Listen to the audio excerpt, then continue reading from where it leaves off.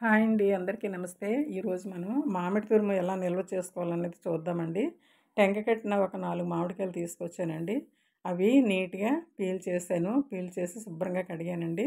దాన్ని అయితే పీల్ చేసింది స్కిప్ అయ్యిందండి.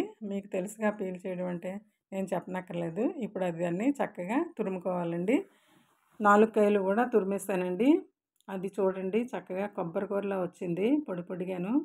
దీనిలో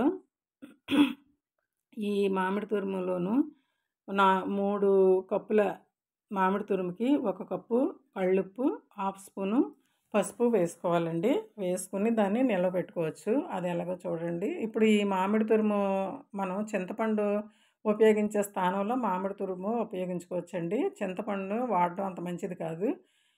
డాక్టర్స్ కూడా చింతపండు ఎక్కువగా వాడొద్దని చెప్తున్నారండి. అందువలన ఈ మామిడి తురుము పులిహార, తర్వాత మటన్‌లోను, తర్వాత పచ్చళ్ళలోను దేనిలో అయినా చింతపండు బదులు ఇది మనం వేసుకోవచ్చనమాట. మంచి చింతపండు కన్నా మంచి టేస్ట్ వస్తుందండి.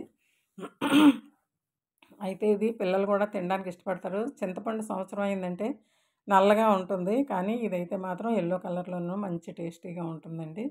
మనం ఎప్పుడైనా సరే దీన్ని వాడుకోవచ్చు. అయితే డీప్ ఫ్రిడ్జ్‌లో పెట్టింది తీసుకొని ఒక బ్యాగ్ ఓపెన్ చేసి మనం కొంచెం వాడుకొని మిగతాది మామూలు ఫ్రిడ్జ్‌లో పెట్టుకోవచ్చండి.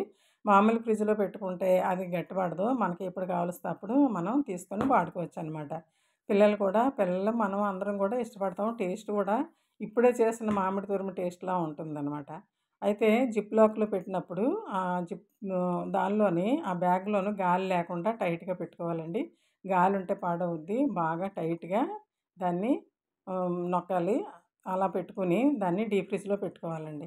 నేను మీకు ఫస్ట్ 3 బ్యాగులు చూపించాను గదా! నేను 2 రోజుల క్రితం కొంచెం చేశానండి. అది ఇది కలిపి మీకు 3 బ్యాగులు చూపించాను. నాకు ఖాళీగా ఉన్నప్పుడు అలా చేస్తూ ఉంటానండి. ఒకేసారి చేయడం అంటే పీల్ చేయడం కష్టం గదా! అందుకనేసి నేను అలా చేసి డీప్ ఫ్రిడ్జ్‌లో పడేస్తానండి.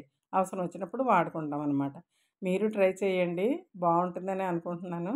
లైక్ చేయండి, షేర్ చేయండి, సబ్స్క్రైబ్ చేయండి. Thank you for watching.